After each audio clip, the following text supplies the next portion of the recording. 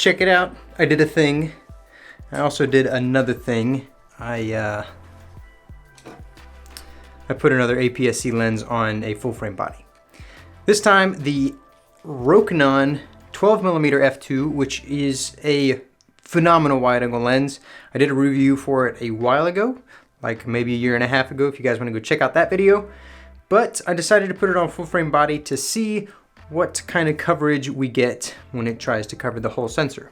Sony's full frame bodies feature a crop sensor mode, which will actually trim the image to get it down to the size of an APS-C sensor. So what I did is I stuck the Rokinon on this body and shot in both full frame mode and APS-C mode.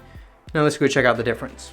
All right, right off the bat, let's look at how bad the vignetting is, because the vignetting is pretty bad.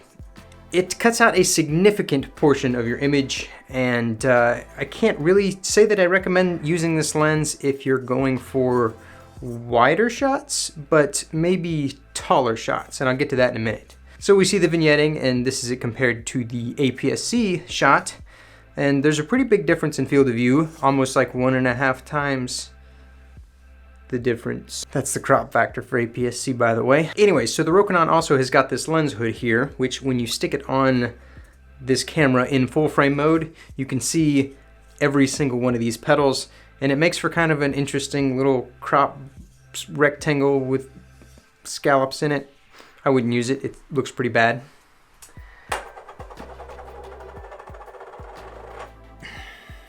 So let's dive a little bit more into image quality.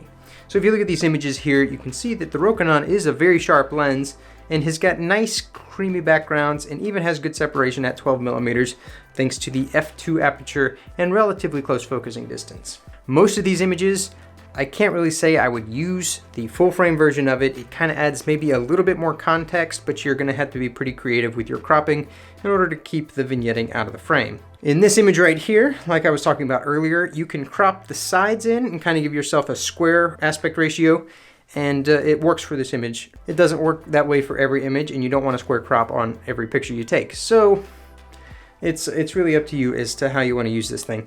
Due to popular demand on my last video, here's a quick example of what this looks like when you're trying to vlog with it.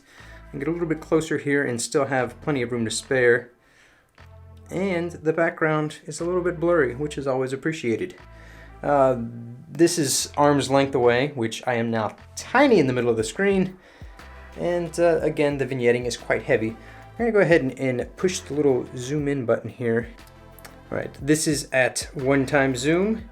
Let's take it on in to about right there. Let's see, what kind of vignetting are we getting? Very little, maybe just going a smidge more. That is at 1.3x zoom, and just a touch more gets me to 1.4, so you're pretty much right on the threshold of APS-C, which is 1.5x magnification. So softness in the corners, I was really kind of surprised. I took a picture of this shelving unit back here, and you can see this little fan is pretty sharp with APS-C, and I shot it at both f2 and f8, and there was just a minor difference. Generally good looking though. Then I shot it with the full frame mode and moved the camera over that way about 2 feet. And even though it would be completely off the frame for APS-C, it actually stayed really sharp all the way to the edge. And it started to deteriorate past the fan when you got over to this camera here. It then was really fuzzy, really streaky, and quite smeary looking. And another example of it is right here on this box.